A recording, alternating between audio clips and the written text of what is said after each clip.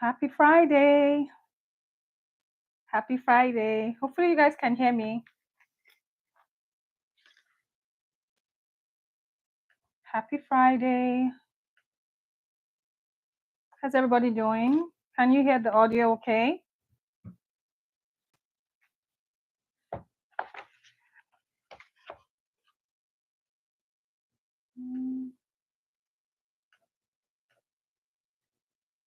Okay.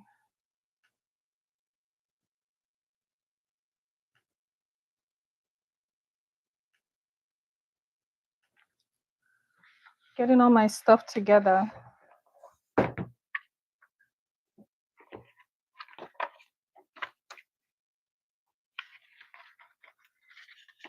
Hi, Tamara. Can you hear me okay? Let me know if the audio is okay, guys.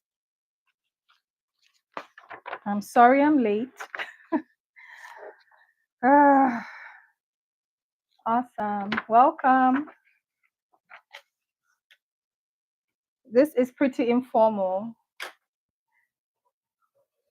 I'm trying to make this quick. Okay, let's see. Have all my things laid out. All right. Well, welcome. Happy Friday. Hope you guys had a good week. Hopefully not stressful. If I'm looking down because I have my iPad. So it's usually informal, just in case you've not attended a live chat. If there's any static or weird sounds, can you let me know in the chat so that way I'm not just talking and I'm not just talking and you guys can't hear. But let me know if there's static or anything.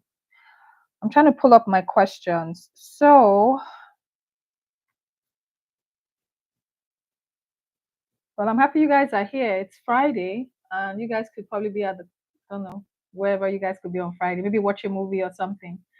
All right, I'm going to talk about that in 1 second, Tamara. Okay, I'm just trying to get all my questions together so that way I can keep this live organized. If not, I'm going to be everywhere, and then I'll forget questions. But yeah, definitely a good question. I will love to answer that. Give me 2 seconds.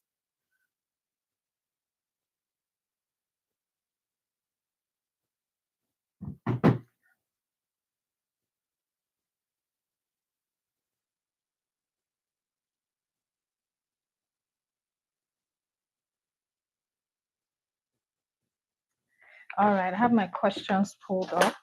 So I have that here. All right, so Tamara, your question. Well, thank you. You said you love watching my videos. Thank you so much. Okay, your question is, I have products I want to launch, but I'm nervous of making labels. Like, what printer do you need? So, well, don't be nervous, first of all. I would say there are so many amazing videos on YouTube, first of all. I did a video showing how I do my labels. I still do the same thing. The only thing is my printer has changed. So I have a label making video, but I learned that technique from Tara Lee. So Tara Lee has a label video. So if you just go on YouTube and just type Tara Lee label making, that's where I learned how to make my labels. So when I started making my labels, I started out using an inkjet printer. I used that for about, I want to say 3 years, and it was a Lexmark inkjet. It printed pretty well, but I think I can't remember the video I watched, and I saw them talking about a laser printer. So I switched to the HP. I can't remember the series, but the HP laser printer, and I purchased it on Amazon. If I remember, if I can find it, I will link it in the description box of this live. So let me put a note. But I did switch to the laser printer. I found that the print quality, that's just me. I mean, there are amazing inkjet printers, just seemed a little bit better to me, but I think it's a preference. Apparently, I can't multitask at the same time and talk. I'll see if I can link the printer in the description box, the one I used. But the disclaimer is the printer was it was printing good labels, but I didn't care for the it just had a lot of connectivity issues for whatever reason. Sometimes it would print wirelessly, sometimes it just had a lot of issues. But the label making or the label quality was good. The ink wasn't too expensive to buy, but it was only a black and white printer. So depending on what type of label you're making, like for me, my labels are very simple. Like I don't do a lot of colored labels. I like very simple, classic fonts. Um, so so if you're someone that's going to do a lot of colored fonts, pictures, then you need a color printer. So, but I'll try and link the two. Right now, I'm currently using a Brother printer, and I love it. Currently using a Brother color laser printer, and I've only used it for maybe less than 3 months, but so far I love it. I really love it. So, but anyways, that's what I have. Okay. Somebody left me a nice message just now. Let's see. Somebody left me a comment under this YouTube live chat. I put the announcement yesterday. And if you have any questions, anyone, just please, if you have any questions, just put it in the comments, and I usually will just answer it as I go. All right. So let's see. So I wanted to talk a bit about maybe formulating hair care products. There seems to be I get a lot of those questions about what is it like? Oh, I'm making skincare products, but then I'm confused. I don't know how to get into formulating hair care products. And I always say the same thing. The number one resource I always recommend, especially if you're someone, a lot of these things don't come in a day. A lot of these things, it takes a lot of time. Like right now, honestly, if I'm being very honest, I'm really behind on my studying. Hey, Feed the Beauty, welcome. I'm really behind on just even, I'll show you what I mean. Just studying. So I have my binder, like this book. Don't mind the little oil oil thing here. So I got this ebook from Institute of Personal Care Science. I think it's like, let me see, I'm gonna open it up. Oh gosh, it's heavy.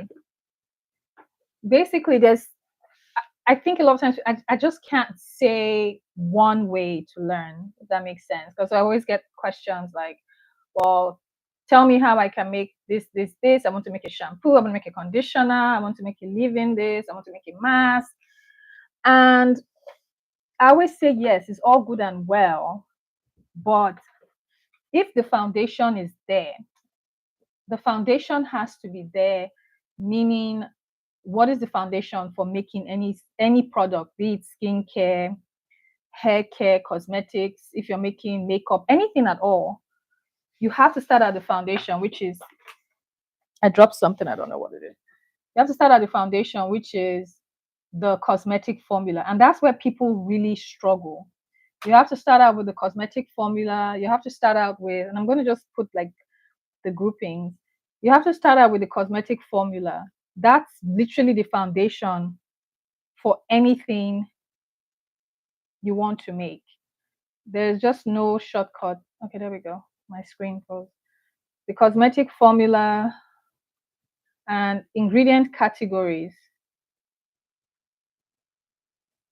These are the two things. The ingredient categories, that's what's going to really task you, meaning it's a lot of studying, there's a lot of information. There's a lot of stuff I don't know. So, I mean, if I'm being honest, I tend to formulate more skincare versus hair care products.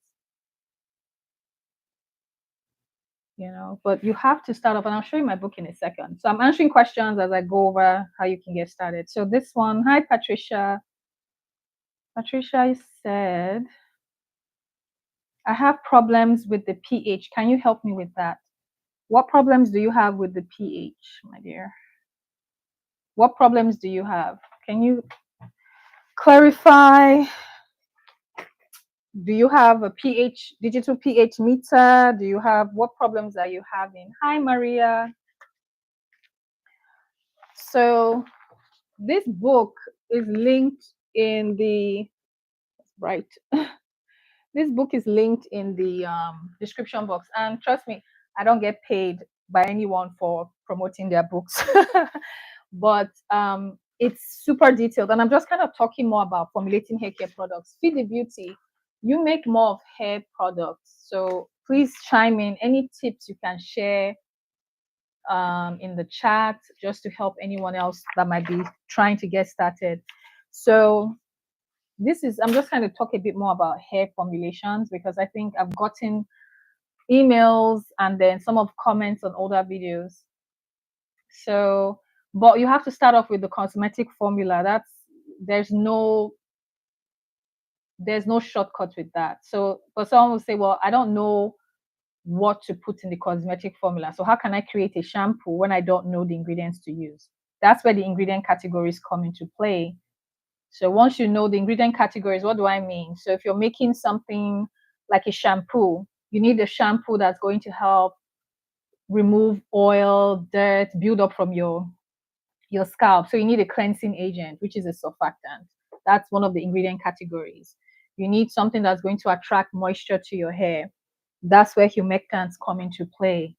I'm just going to type them out. So that's just the thing. Once you understand, and there's much more ingredient categories. I'm just giving examples. Yeah, Maria, what's your question about? Patricia, you didn't say anything about the pH, so I don't really know what to help if I don't know the problem you're having. If you can let me know in the chat, that way I can answer your question. And then Maria said, I have a question about printing labels. What's your question, Maria? Let me know. So whenever you know those ingredient labels, ingredient categories, it makes writing the formula because it basically helps you build your formula. So there's really no shortcut. And I think I've gotten a few. I had someone, I did like a workshop last year. It was like a beginner formulating workshop. Oh, sorry, I'll go on. Maria said, can I use any printer to print my labels? It depends on you, depends on what you're wanting, like quality. Obviously, some of the printers, they have different, I guess, levels of printing. So it depends. I just explained to Tamra that when I started out with an inkjet and then I switched to a laser. So it depends on what you're wanting. Depends on the design. I'll say depends on the design of your labels. Like for me, I use a lot of transparent labels for like my jars and bottles. And then the ones that I have, like colored jars, I just found eventually that laser printers worked best for me. If I print my shipping labels, this is the only one I can't even lift to this. My papers are attached. I think I can move out of the way. You can see this one here. This is like my thermal printer. I use that for shipping labels. I like that because you don't have to buy ink or anything. All you do is buy the paper. So it just depends on the type of labels you want to make.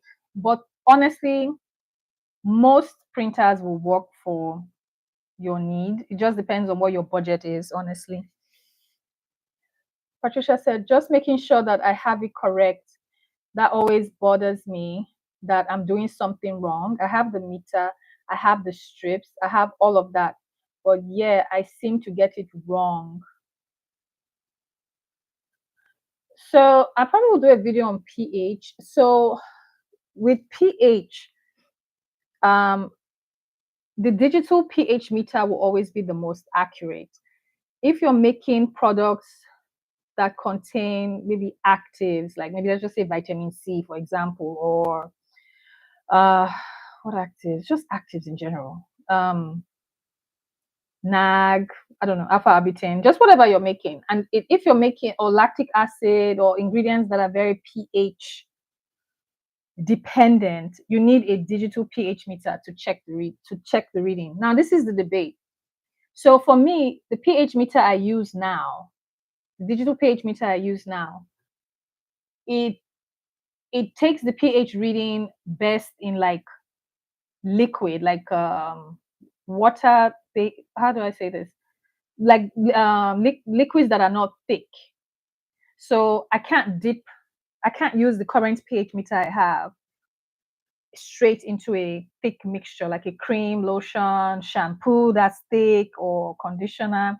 So usually I have to dilute it. So if you watch most of my videos, you see me kind of mixing some of my mixture, add some water, then I take the reading. There's like a whole debate. I have seen this debate saying, oh, that's going to dilute it's not going to be accurate. So I did test. My pH meter said it's not for thick creams or whatever. So I tested it directly without mixing it, and it still gave me the same pH reading. The problem was my electrode at the tip was covered with all kinds of thick mixture, so it took forever to come out. So the point is, the only thing I can advise you, if you're taking the pH, I don't know what type of pH meter you have. Um, I'm looking to switch to another pH meter just to save me having to mix my stuff, dilute it with distilled water. The best practice for pH, checking your pH, is to take a small amount of whatever you're trying to test. Let's say you're testing a face wash. Take a small amount of that face wash separate from your main batch, and then use your digital pH meter. I've seen people dip strips directly. The strips will give you a general idea of the pH, but it's not going to be precise. It's not going to tell you the pH is 4.56 or 5 point. It's just going to give you the color change on the pH strip, and it's just an estimation, but it gives you an idea. I think I'm trying to see who has a good pH video. I think I want to say Tara Lee might have one, but she's pretty much done every video at this point. Let me see. I'm going to check real quick. I think she may have done one. I don't really have any detailed pH. I mean, I might do one now because I've gotten a few requests. I might do one, but I want to wait till I have my new pH meter. Hang on, let me see. Yeah, so that would be the best thing. Just take out a small amount. It's nothing to overthink. Most most products, skincare, hair care products, fall in a pH range of 4.5 to 5.5 if they don't have any pH sensitive ingredients added, like an active. Like if you add an active, let's just say glycolic acid, for example, it has to be in a low pH. I think usually like 3 to 4. So you have to be precise when you're checking it. But if you're just making general stuff that the pH is not, too crazy, then so you also have to adjust the pH. Yeah, I have to probably do a detailed video. Tara Lee does have a video about pH. Yeah. Let me see. I'm going to see if I can. I'm going to try and link it in this chat. Hold on one second. Tara Lee has a pH video that is very detailed about how you check your pH, how you measure. It's from I think about 4 years ago, but it's still. Let me see, and I'll link it in this chat.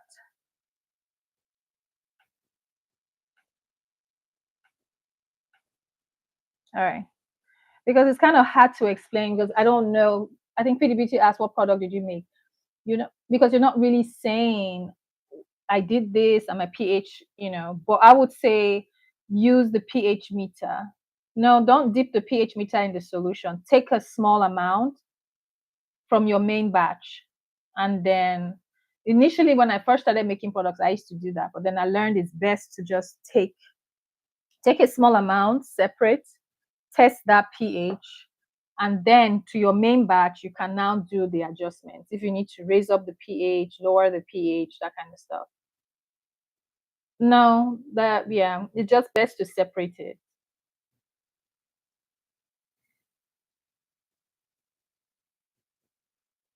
Yeah, yeah. I've seen people do. I've seen it done both ways. I've seen like it's a company making large scale production. I don't know that it really matters, but I mean, I don't know that it really matters. But that's what I've learned now. Just take out a small batch, take a small amount, test, separate it from your main batch, and then just test it, and then you can see. And like I said, Patricia, the only reason I mix it with the water is because of the type of pH meter I have. It doesn't do well with thick mixtures. So if I make a cream or a lotion, it's too thick for the electrode. Hang on. It's too thick for my, I'll show you what I have. I'm going to move, guys. Sorry.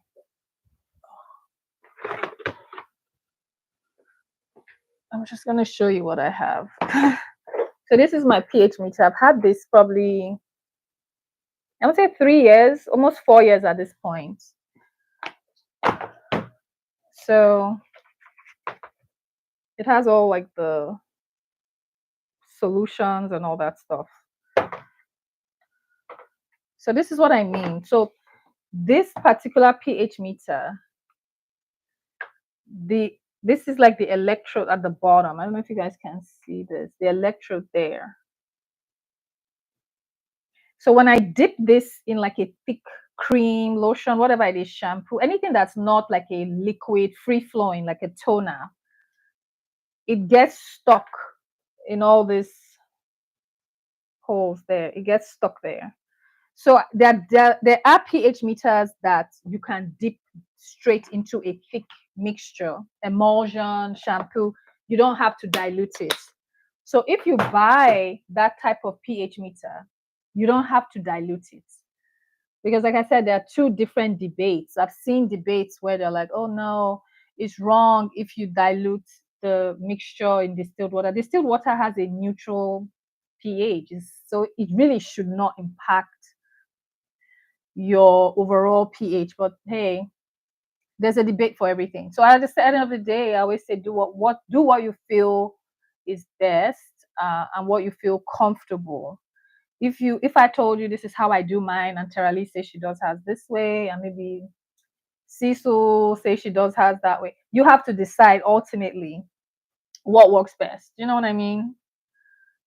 So, but yeah. So I don't know if that helps. Hopefully.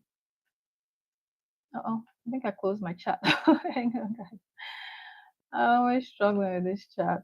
Okay, there we go. All right, so questions. Any other questions? Let's see. I got a question. Let's see.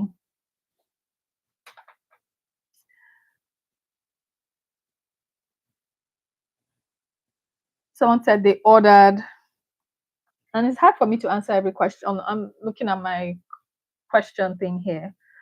Let me know, Patricia, if that helps. And I did put the link in the chat. That's Tara Lee's video on pH. I think that would also be very helpful too, because it's very detailed there. So let me know. Hi, Hyacinth. I didn't even see you. CD Beauty, I hope you're okay. All right. So this is okay. So hair care formulation. So if you're someone that wants to get into making hair products, I would say this book by Institute of Personal Care and Science is linked in the description box, by the way. And I'm not getting paid for anything, but I found that it's broken down. It's such a detailed breakdown. It's honestly so heavy. My hand hurts. My arms hurt, and it's so bright. I don't know how I can show it, but it has a lot of. It has a preservative section. I have honestly barely even read this book. I bought it I think I bought it in February.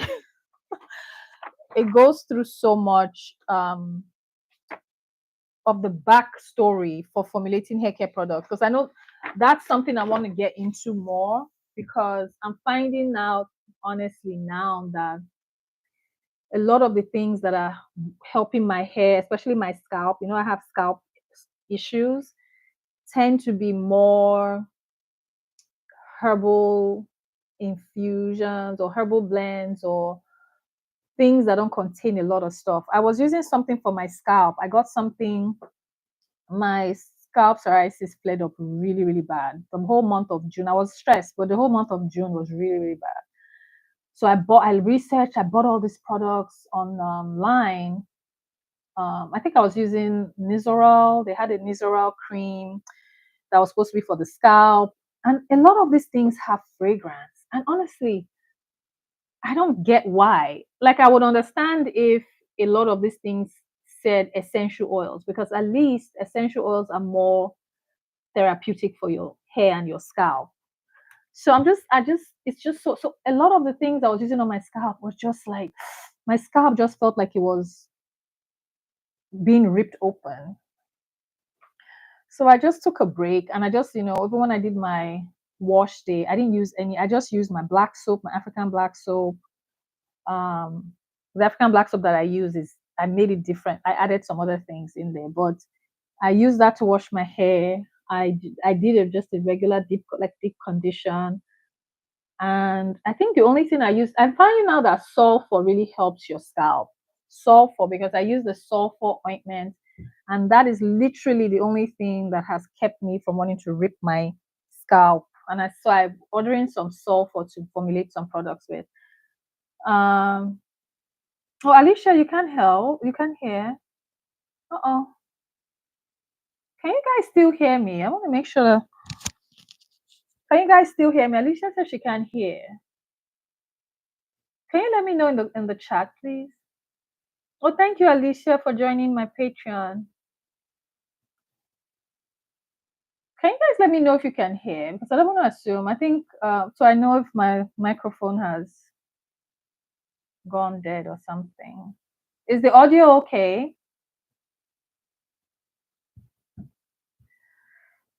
Yeah, Alicia, I don't know. They said they can hear me, so I'm not sure. Maybe come in. Maybe close the app and open it again. Okay, thank you, lady. Yeah, they said they can hear me. That's why I was late. I was fiddling with this microphone to make sure. Last week I had audio issues. Um, oh my gosh, this chat thing keeps closing. Okay, let's see. Alicia, Patricia said, no, you don't have to dilute it no matter what. No, if you have a pH, if you use a pH strip, you can just dip it into whatever. You don't have to. If you use pH strips, but it's not the most accurate, like I said. If you have a pH digital pH meter that can check, that is able to read thick, like emulsions, thick liquids, then you don't have to dilute it. I only dilute mine because the pH meter, it's more for like light liquids. Yeah. I think I'll do a video, honestly, because I've gotten a few. Um, those videos are more tasking to do because you have to explain. But I think I'll do one, especially since I'm updating my pH meter. Okay, let's see. Alicia said, can I just say that people absolutely love my emulsified body butter and body butter that I learned from you? Yay! Thank you. Awesome. Yeah, so I'm telling you, I might be a millionaire by now if I was, hoarding all these things. Who knows? Yeah, I love hearing that when people make a formula and they say, hey, it turned out okay. Now, what I don't like is when you take a formula, change it, and then come ask me why it failed. You can change it, but don't ask me why it failed. I didn't make it with those ingredients. So that's the one that kind of annoys me sometimes. Okay, let's see. Tanisha said, which scale do you recommend? I've been through quite a lot, and the only accurate one I found only goes up to 500 grams. I believe I linked all my equipment. If you look at any of my, just go. I can't remember the brand that I use. I I can't remember what it goes up to. Let me see if I can find it. But usually, if you check any of my most recent, I think any of my videos, even from this year, last year, I have been linking all my basic equipment. I can't remember honestly what mine goes up to, but I know it's pretty high. I'll see if I can find it. But it's usually linked. If you look at like the video I did on Sunday, I did an oats tallow cream. If you go in the description box and you check, just go scroll down and get to equipment. I linked my scales. I linked my big scale and my small scale. I don't use a small scale anymore, but I usually link it because not everybody makes huge batches. but that scale is linked there. I'll see if I can link it here. And this one is a precision one. It's zeros to 0.01 grams, which is what you want. You want a scale. Honestly, it doesn't even have to be this scale. Any scale that zeroes out to 0.01 grams.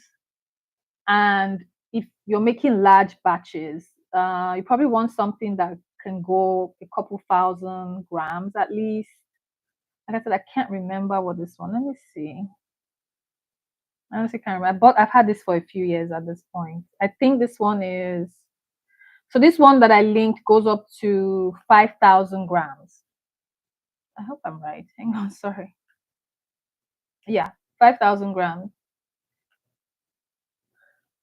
I like the scale. It's very accurate for like we are measuring really small. Because I used to have a tiny scale, the 500-gram scale. Then I used to have a big scale that was a 1 gram scale. So it wasn't like 0.01. Then I switched to this one. And I honestly like it. The only thing is, for whatever reason, I have damaged my charger head like 3 times. The company sent me the replaceable cable twice. And then I bought the last time on my own. And then I still broke it. I think now I actually broke I don't know what I did to like anything you connect to, like let's just say your phone, the port. But the good thing with that scale is it's also battery operated. You have to get like a large, I think it's a 9V battery. But anyways, I like that scale. So if you want to buy a scale that you're not, I think I've had, like I said, over 3 years at this point, and I literally just damaged that point, and that was my fault. But the scale still works. I just use it on the battery setting. I just put a battery in there. So yeah. So check it out. And there are many other scales, honestly. There are many scales on Amazon, but I can only vouch for the ones that I know. Okay, somebody asked me about polysorbate 80. Uh, so polysorbate 80, I think they're trying to use it alone in like a cream or lotion or something. I don't know. I think polysorbate 80, I know people use it. I've seen it. You can use it for like solubilizing like your plant oils. Um, but it's not a standalone emulsifier. It's not going to work on its own. You can add it to like an emulsion, but you can't use it on its own. I think we're looking for formulations just using polysorbate 80. If you want to just use polysorbate 80 on its own, you can use it if you're trying to incorporate oils. Let's say I'm making something like, let's just say leave-in hair, I don't know, leave-in hair mist or leave-in conditioner or something, and I want to incorporate some oils, heavier oils, then I would use polysorbate 80.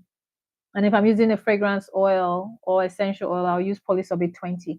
But honestly, I'm trying to kind of clean up my ingredients and buy more natural derived ingredients, even though sometimes they may not work as well, depending. But yeah, that was a question for polysorbate 80. And if you have any other questions, just drop it in the chat because my goal, I'm looking at the time, I'm not trying to be here for too long. I'm just trying to answer the questions as I've gotten them. Let's see. Somebody asked, what is the best? I'm just reading questions on here. What is the best preservative for shampoo and hair conditioner?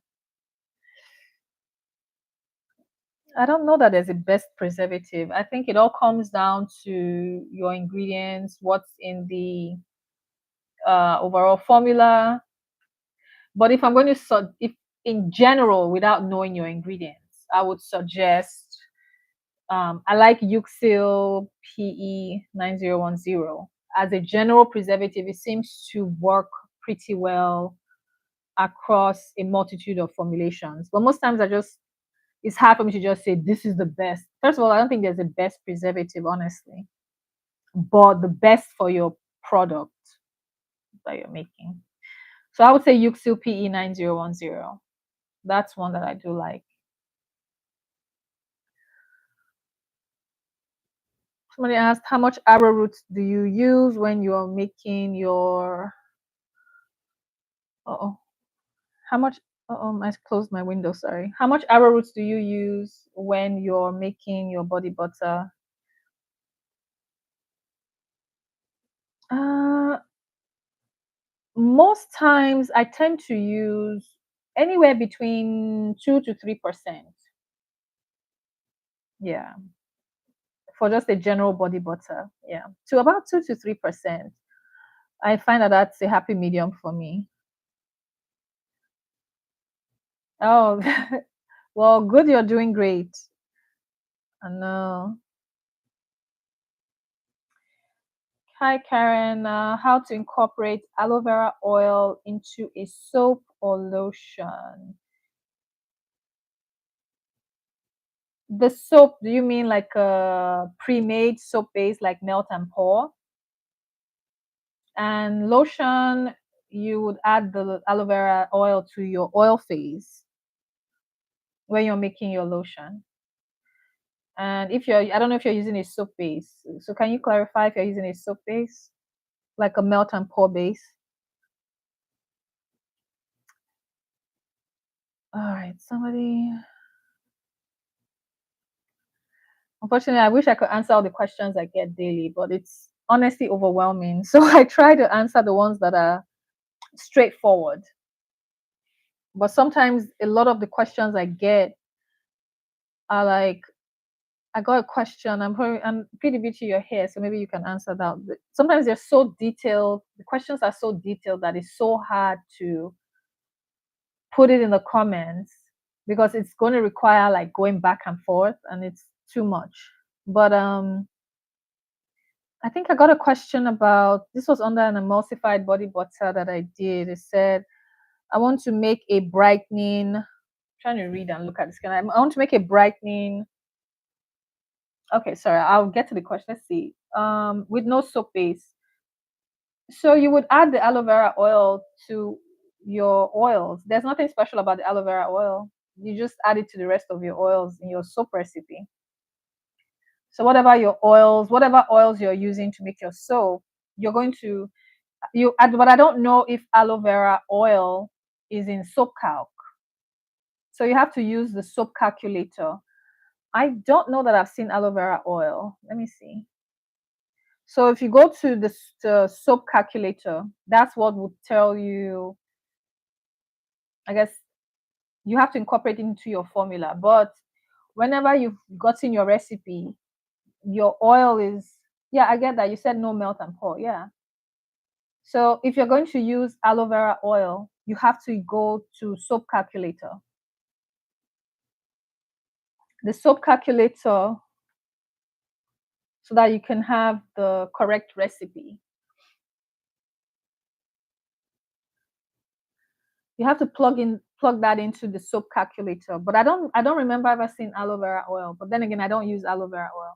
That's what I just said. Yeah. So yeah, you have to use soap calc or a calculator that incorporates aloe vera oil. Is the aloe vera infused into an oil that's in soap calc? Like for me, I make a soap, a sensitive skin soap. I infuse sunflower oil with my herbs. So when I go to the calculator, I plug in sunflower oil, high oleic sunflower oil. So it gives me my recipe, the amounts. So the aloe vera oil, what is it infused? Which oil is it infused with? That's how you have to do it. You're not going to see like the aloe vera oil, but whatever oil the aloe vera is infused with, that's the oil you're going to plug into soap calc, and that'll give you your, yeah. You're not going to see aloe vera oil, but yeah, that's what I do for my herbal blends. Like I have a lavender. It's another oil blend I did, but that's why I try to. For me personally, it may not work for everyone, so I tend to do a lot of my infusions for soap with sunflower. That's why I started incorporating sunflower or olive oil. But when olive oil got so expensive, I think it's cheaper now. I started using sunflower oil. So aloe vera mostly is infused with an oil. Exactly, but I don't know which oil. Feed the beauty, yeah. Yeah. So anything you're infusing, whatever oil, you can do infusions, but you have to know the oil. So that way you can plug it into soap calc. Somebody asked, I want to make a brightening body butter and I want to add, I'm trying to read this. I want to add alpha albutane, kojic acid dipalmitate, licorice extract powders. How do I add them to this emulsified body butter? So they want to add alpha albutane, kojic acid dipalmitate, and licorice extract powders. So usually if I'm doing, with the exception of kojic acid, because acid can be tricky to dissolve. So I would incorporate the kojic acid during the oil phase when I'm heating up the oil phase. I would incorporate it then. So that way the kojic acid can dissolve well. And then the alpha albutane and licorice extract powders, I would set aside a small amount of water from my water phase so I can mix that in. And then during the cool down phase, I'll just add that into the mixture. So this is for an emulsified body butter. I think I've done a few at this point. So hopefully, I actually just did a so let me just clarify. Emulsified body butter honestly is the same thing as saying you're making a body cream, body lotion, moisturizer. The only difference is most with the emulsified body butter, I tend to make mine a little bit thicker so that way I can pipe it, but it's still an emulsion. So it's still the same process.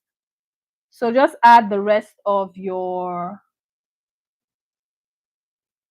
actives, your licorice extract, your alpha albutane. Add it during your in your cool down phase. Just mix it with a little bit of your distilled water from your water phase. Then kojic acid, add it to the oil phase when you're heating up the rest of your oils or fats to get it to dissolve. Yeah, Feed the Beauty is correct. You need to know what oil it infuses with. This is answering Karen's question. The aloe vera oil, you need to know what is infused with. Even if you buy, I don't know people that sell aloe vera oil. I've bought aloe vera butter, and I think it's infused with. Oh gosh, I can't remember. I used to use aloe vera butter, but I can't remember the oil it was infused with or they made it with. Okay. Any other questions? I'm just going to answer a few more. Somebody asked, which preservative should I use for a coconut-based skin cream?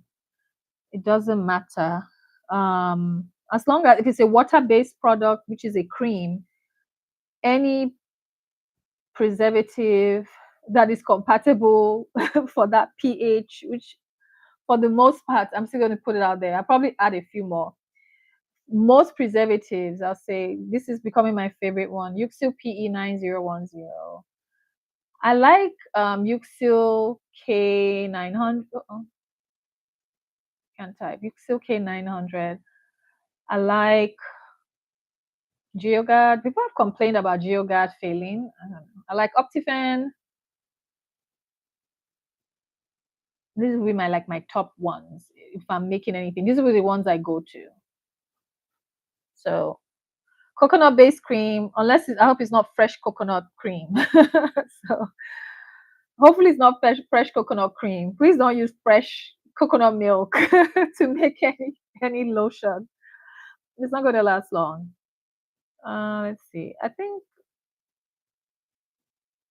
and I still get messages today.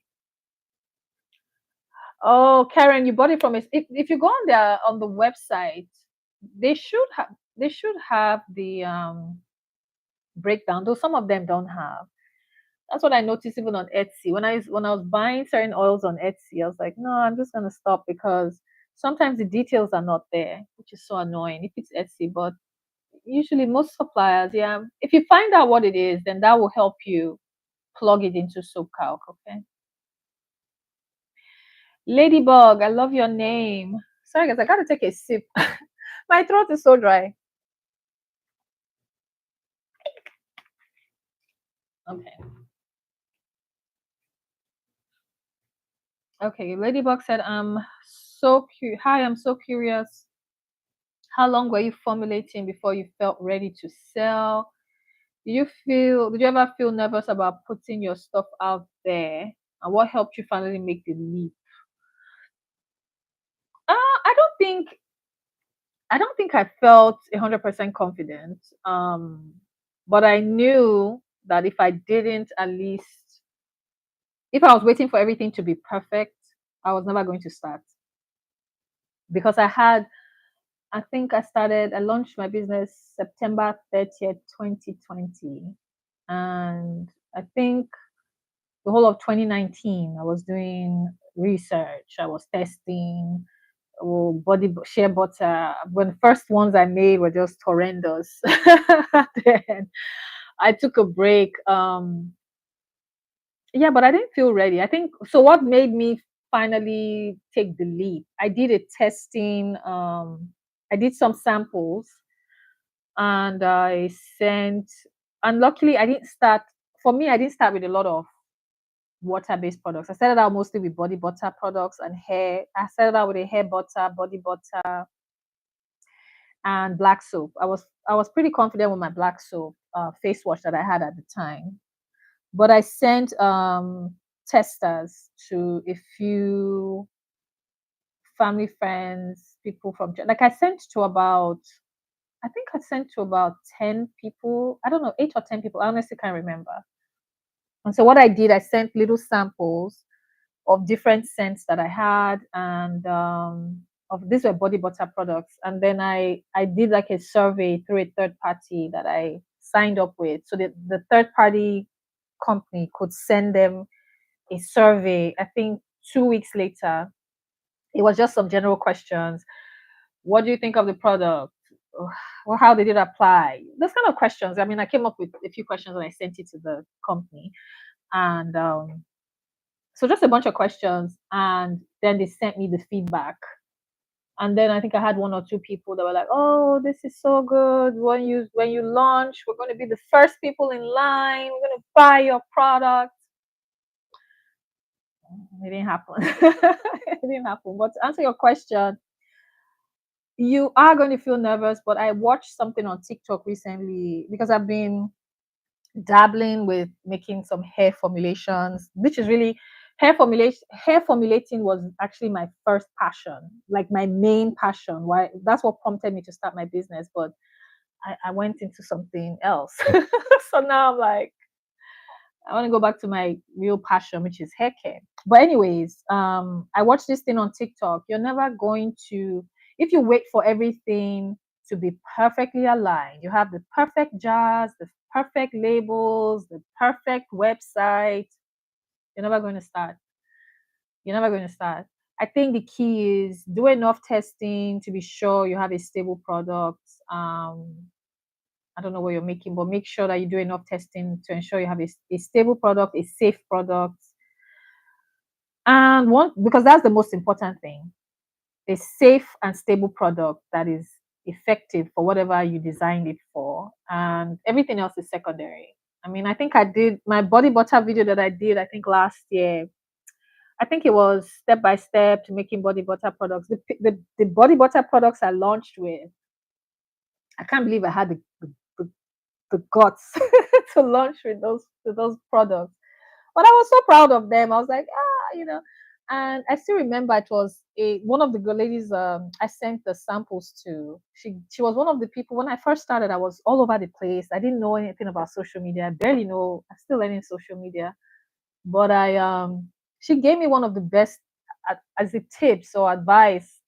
She said, Esther, your label is a bit confusing because I had my body butter as my jar that said hair and body butter. And she said, honestly, some people only want to use a hair product and some people want to use a body butter separately.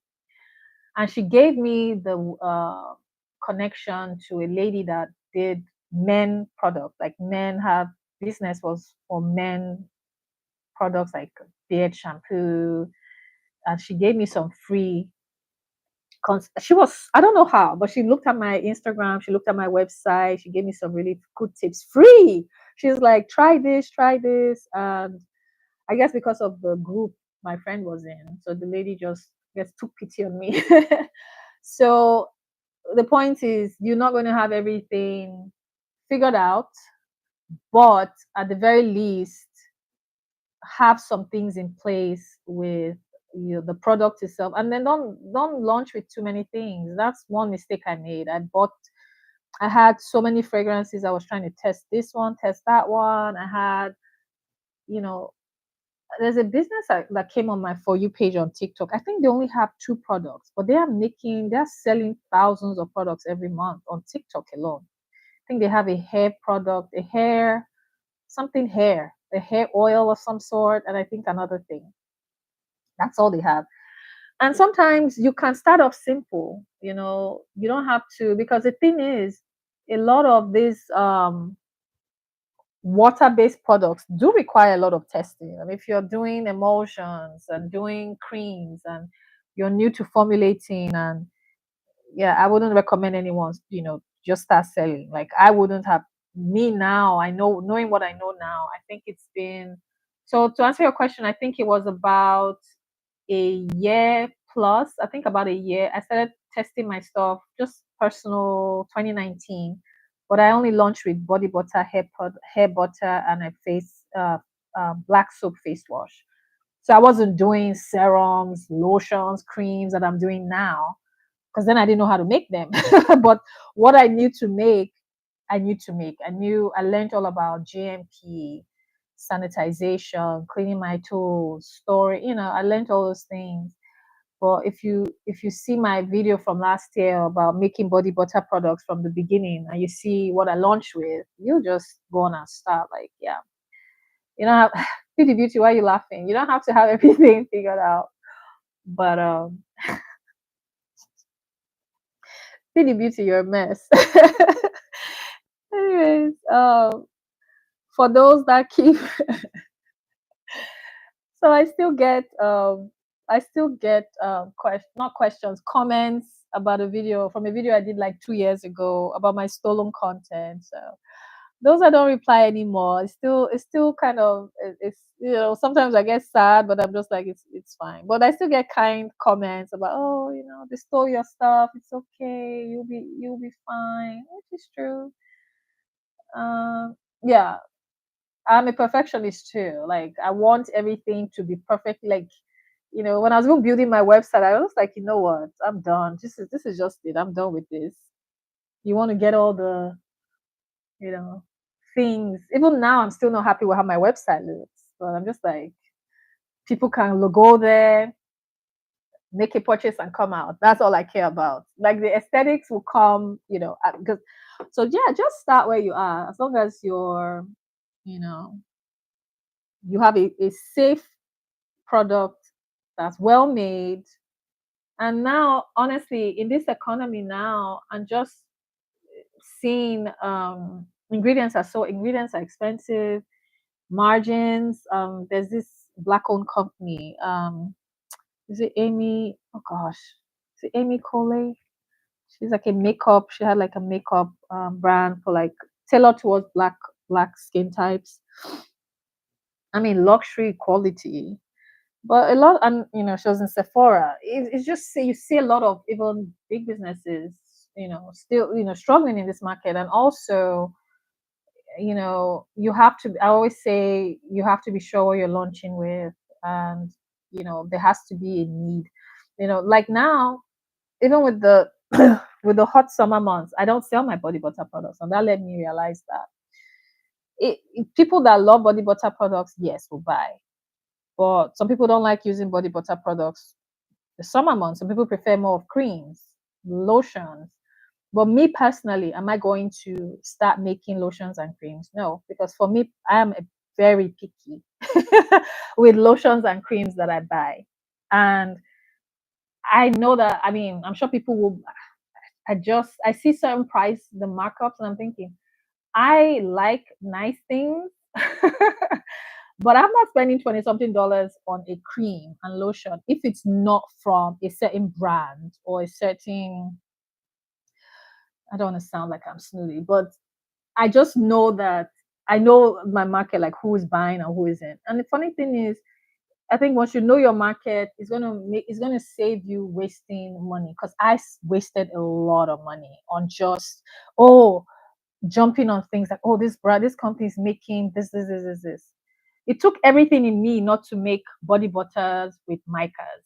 I was like so tempted. I was like, but the people buying my body butters don't care about micas. Like even my soaps, what I realized is even like two of my soaps that sell the best, they're unscented.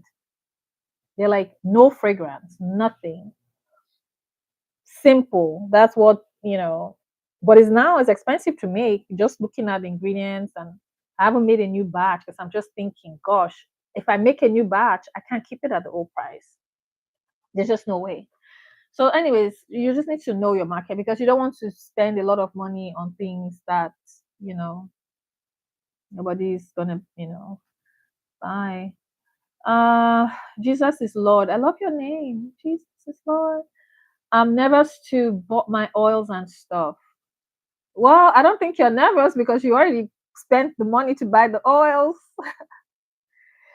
It's okay to be nervous. I mean, but you have to jump in. Trust me, I don't have everything figured out, but what I'm figured out that's working is what I'm going to stick to. And I think one of the big things for me now is to do what works best for me, my business, and who's buying, as opposed to looking at what this person is doing. Yeah, you can. I mean, I look at companies like big brands and even just every brand. I mean, the brands that pertain to what I do to get inspired, especially on days where I don't feel like doing anything. Days where I'm just like, oh my gosh, I was feeling like, oh my gosh, I'm sending too many marketing emails. Then I realized I looked at my phone. I said, gosh, H&M, I get probably like 2 emails a day from H&M just to buy. That's just marketing. I get like sometimes 2 to 3 from Bath and Body Works because I like their plug-in fresheners. And I'll tell you, out of those emails, are probably in the last 2 months, I know how many times I've ordered from Bath and Body Works just from their email marketing. I was like, you know what, you know, I'm going to be doing my marketing. I don't, even if I feel like I'm a stalker, because it works. A lot of times people see it and like, oh, okay, bye. But yeah, Jesus is Lord. I'm just, go on and buy your stuff. And sorry, make your stuff. Remember, a lot of these things, you don't want your ingredients to just sit there for months and months. The quicker you get to buying, then hey. So talking of body butters, do you recommend lotions, creams, or body oils? I honestly can't recommend anything for anyone because I don't, your market may be different from my market. I know for me, whenever I've had, and I've tried everything, meaning I've tried sugar scrubs, I've tried body oils, I've tried, I have the body butters are my main thing. Um, I just tried recently like perfume oils and then deodorants. My deodorants do pretty well. I do like what is in cream form. So I don't know if that's why. So it's hard for me to say what to recommend because my business market or people that buy may not. I know they don't buy oils. I've tried oils. I had only a few. I used to. The funny thing is, I used to sell more of my facial care when I used to have like my facial cream cleansers. I actually used to sell a lot of that. The problem was it's expensive to make, and by the time I was making a decent, profit back, but just now I can't even imagine making it for that price. What I used to sell it before. So I used to have like face washes, cleansers, toners. Toners, the margins are high on toners. Um, those were the ones that sold the best, but those were the ones that cost me the most to make. And then with testing, I had to send those. My facial cream, I sent it to the lab a few times.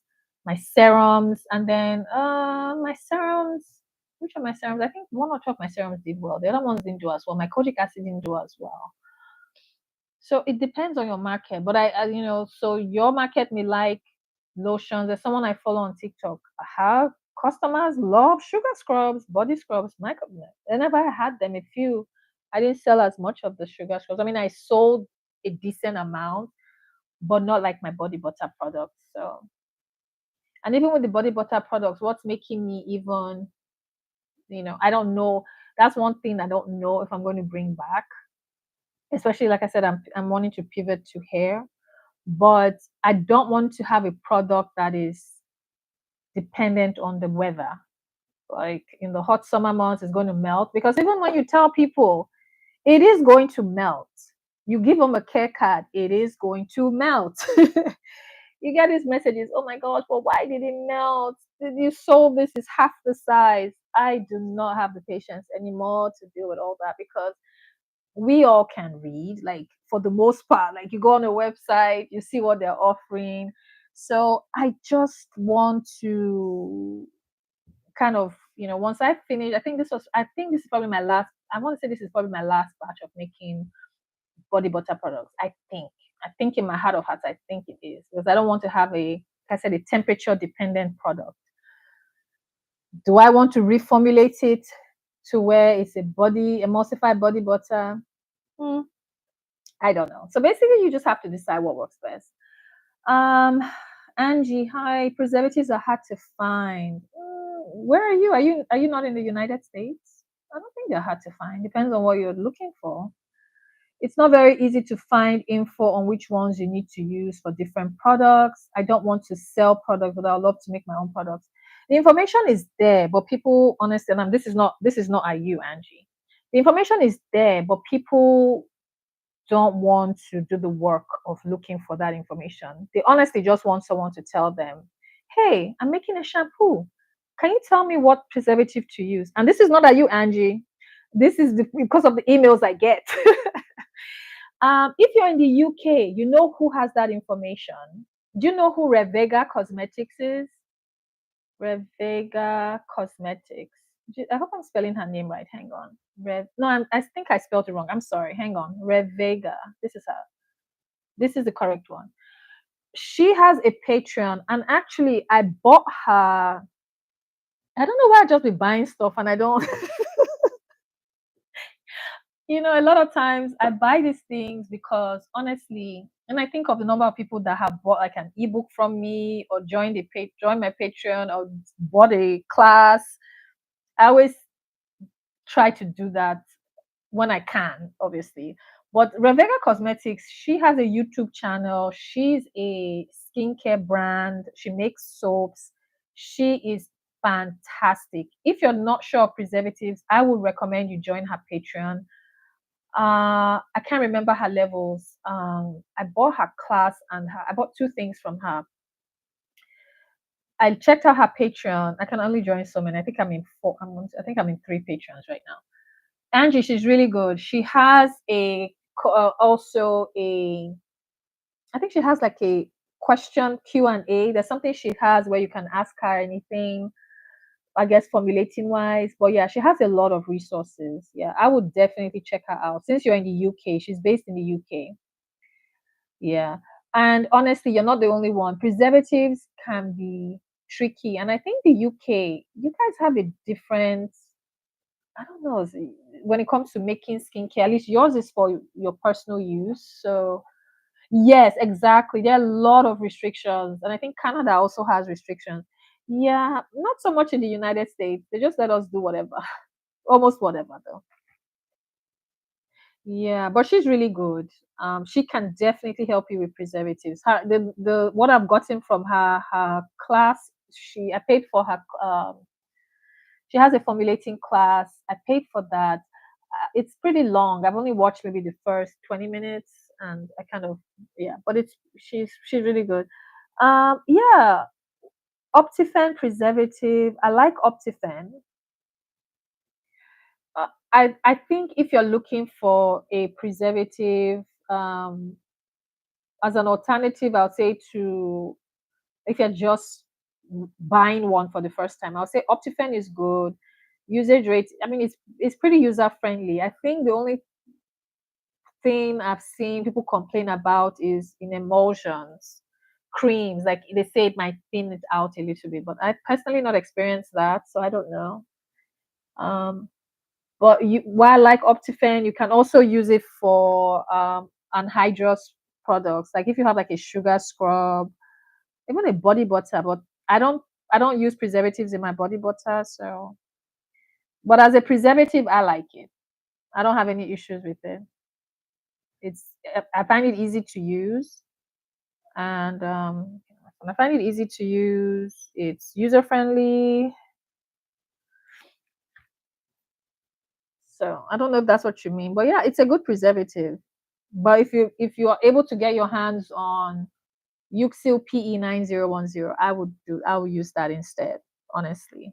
But if I say if you're making products for just you're not planning on selling, and obviously most times when you make products for yourself or for family members at home, you're not making a huge batch with like 20, 30 bottles. You're probably making maybe three or four, so you're going to use it up quickly. So I think as a preservative it's pretty stable, but that would not if someone tells me what preservative would you recommend number one, I would, like I said, this has been I've been singing it from the rooftops, and I've been using Euxil PE9010 for at least the last 3 years. Yeah, at least 3 years, and I like how it's behaved in formulations, especially when I was making my water-based products like my creams, my serums, my toners, face washes.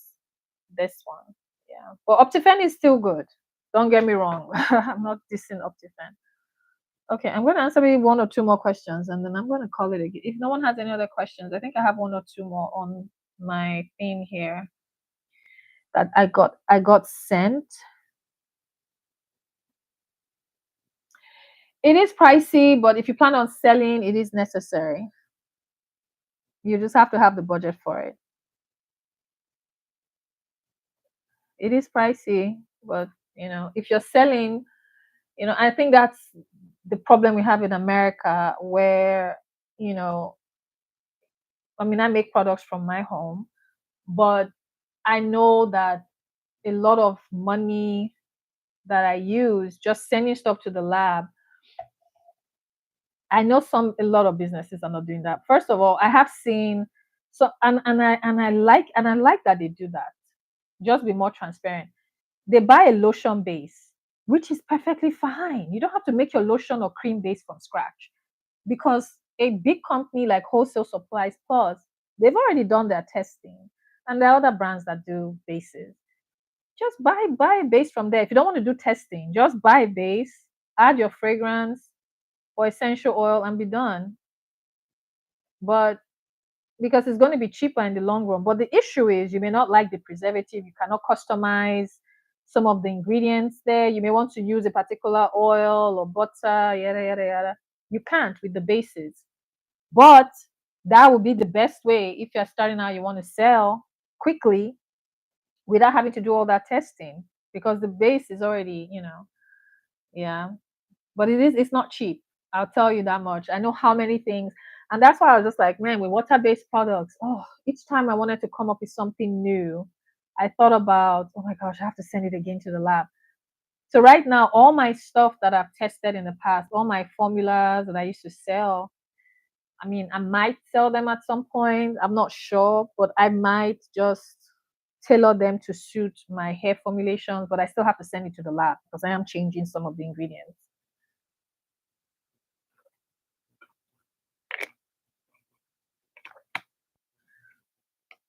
And Ladybug, I also linked the lab that I use. I think she's pretty fair. I don't know if she's increased her prices, but what I liked her was she also used to teach. She had like oh my gosh, what's her name? She was, I think, compared to other labs, I think her pricing was decent. I checked a few. Hers was pretty good. Um, Hidden in Jesus Christ. Hi.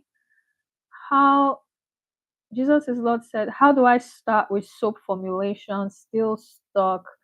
If you're not sure, I would say, because I don't really have any dedicated soap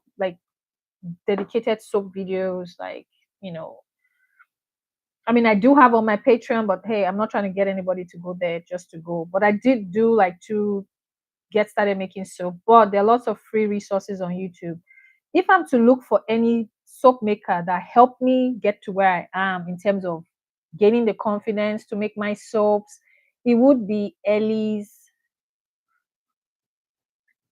I think it's Ellie's Soap Making. I don't think she's changed her channel name. Ellie's Soap Making. I want to say she's probably there are like two other ladies. I can't think of their name. Um, oh my gosh, she's very popular though. Royalty soap, but Ellie soap making. If you want to get into the nitty gritty of soap making, Ellie soap making, because she tells you how to do your calculation. It's a lot of information though. So for me, it took me months. I was literally, I think I watched Ellie for probably a solid 1 year. I watched Ellie soap making. I watched all her videos. Then I watched Brambleberry. I watched Brambleberry. Royalty soap. There are like two more. If I think of it, I'll type it. But Ellie soap making, hands down. And then I got like some soap making books. I'll put a note to link them. Um, somebody that's also really good. She just started updating her channel. Is Muddy Mint. She's very good. I bought her, but she has a really good soap making book. I bought that as well recently to support her. She does a lot of. She just started doing her videos on YouTube. And it's also very good. She shows you how to use soap calculator step by step. She shows you how to do those things. So I would check out those channels. If you watch those channels, you'll have so much. You're going to be very confident in making your soaps. Ladybug said, honestly, I'll be nervous to sell water-based products without testing, as you should. You should be nervous. Yeah, because you don't know. It's just good practice. Unfortunately, we just don't have those strict guidelines in America, unfortunately, and that's probably why we're always recalling stuff. Even in the foods we eat, there's a lot of there's so much, not to turn this into a debate on the United States, but even the food we eat, there's so much processed and proper channels. A lot of things don't happen. I don't know of any lab that performs. You probably would have to do a Google search for stability testing. The only lab I use is for my microbial testing, and it's linked in the description box. I can't remember the state though; they're not even in Texas. So I would ship my products to that state. Yeah, I don't know. There should be one because I think I saw somebody on.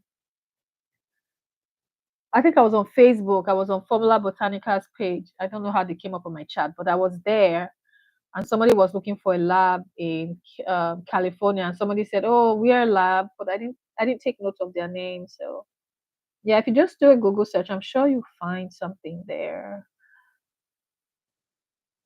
Feed the Beauty said it best. For water-based products, exactly. Start small, one or two, and send it for testing. I would only start with one. I wouldn't even do two. Yeah, because you want to, yeah, definitely that. So feed it. If you're making water-based products, start small. I know it's tempting. You've learned how to formulate. You want to make like 5 or 6 products. Don't do it. Don't do it. Trust me. Don't do it. If I tell you that I have a binder, so this is my binder for my ebook, the ebook I bought from Institute of Personal Care. I don't even see how many pages. It's I think it's about 700 pages. I have a binder just like this for my own personal formulations. Every product I've made since I started formulating my soap formulas, my it's broken into categories: body butter, creams, lotion.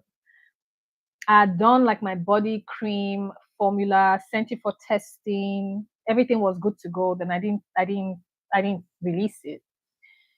But the problem is when you send too many things, it's just you're mentally also exhausting yourself, and you're not even sure, you know, release one, and then what happens is you might release maybe a hair cream or conditioner, I don't know. And then maybe your customers are like, hey, it would be really nice if you could do a shampoo or something. Or maybe you do a shampoo and then they're like, hey, it would be so cool if you can have the matching conditioner with it. And then maybe they'll tell you, hey, it'd be so cool if you can do like a hair butter or something. And that's how you just build organically. But when you're trying to do, and that's the mistake I made, and that's why I tell people, don't do too much. You know, find, even when I do testers, like I changed a lot of my scents. I try not to do a lot of scents options, but even for my deodorant creams, I changed the scent options. So I made a small tester batches for each one to see how the scent did. I wasn't going to make 100 of each one and not know if anybody liked the scent. So if you're not sure, make the smallest amount possible to start with. So that way you don't have a lot of things just, tied down. But definitely know your market though. All right, I think I've answered as much as I can because I cannot answer every question. If I answer every question that I get, there's no way. I try to answer the most recent ones I got in the last week. I'm still not even, let's see. I think that's everything.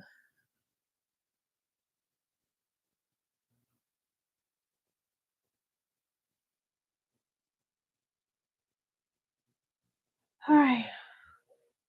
Christy, why are you laughing though? I can't deal with you, Christy.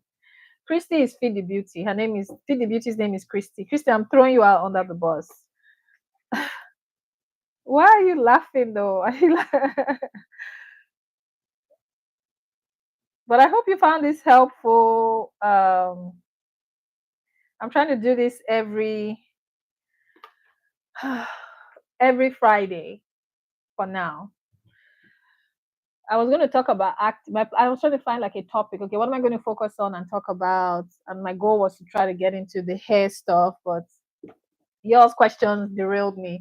But check the description box for I put all the resources, the books. Oh, 155. Oh yeah, you are in the UK. Oh, so it's Saturday over there. I love the UK. I really do. But living there is expensive. It's expensive over there. Yeah, yeah. I know a few people there, but yeah. Well, you guys, thank you for joining the live. I hope you found this helpful. But yeah, it's expensive. I have. She said, "Tell me about it." Yeah, yeah. It's expensive over there. Yeah, yeah. But it's nice. I like. It's nice. It's a nice place for visiting for tourists. Tourists. You guys have your King Charles over there. I'm a horrible British impersonation. I love the royal family. Well, yeah. When it was Queen Elizabeth. Well, I love the royal family. That's my disclaimer. I love the royal family. Quote unquote. Anyways, I hope you guys found this helpful. I will see you guys next week, hopefully. And check the description box. I put all the don't get me started, Angie. He said he waited so long. Well, his mom died old, so he had to wait. Yeah, yeah, yeah, yeah. I think I'm ready for Prince William to take over. No offense, and Princess Catherine. Yeah. Anyways, the description box has everything. It has the ebooks I recommend, or the books I recommend. I honestly tend to recommend IPCS, Institute of Personal Care Science, because their books are detailed. I honestly wish I need to email them to tell them that I promote their books so I can get a commission or something. But if you have the funds, definitely it's an investment. If you're someone that wants to do this long term, It's going to save you jumping from blog post to blog post, buying this one ebook, buying that other ebook.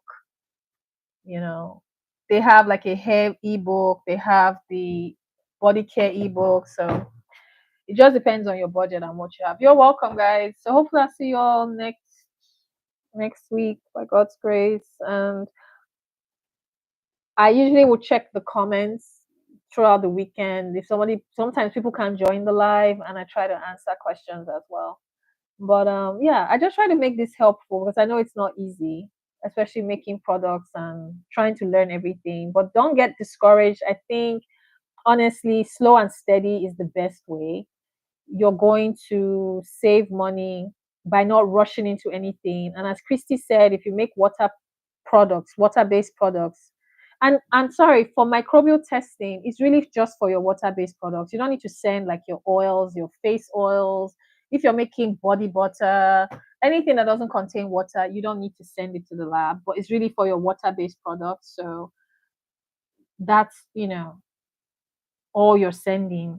So you can start out maybe with an emulsified body butter and send that to the lab. And that can be your only product for, who knows, a while. Make money from it and then build up to the next product. Trust me, if I know what I know now, I trust me when I say I made a lot of mistakes, from packaging mistakes, buying the wrong packaging, buying too much. When I started, I had my packaging was amber jars. That's how I started out, with like my body butter jars were amber. And then I switched to clear. And then I switched to clear and I hated the lids.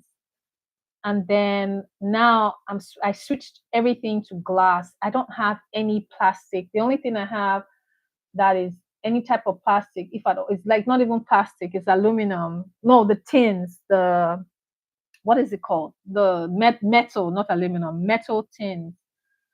That's all. But I had so many things I wasted money on. Fragrances that were horrible blends. Yeah. But anyways, you guys are welcome. Thank you for joining the live. And if you didn't like the live to boost.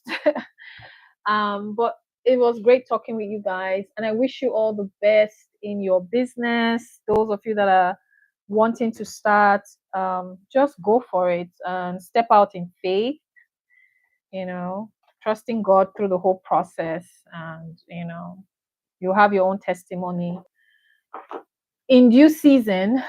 But don't give up and don't lose faith in yourself. Trust me, there are days where I'm just like, I am done. This is just not it. And then something will happen and it will come through. So just have that mindset, guys. When you start making not what do you mean not free butter? Or you mean not free butter? Really? Is there any butter without nuts? Let me see. If you send me the money, I'll do it. No. Yeah, I think, yeah. Alrighty, guys.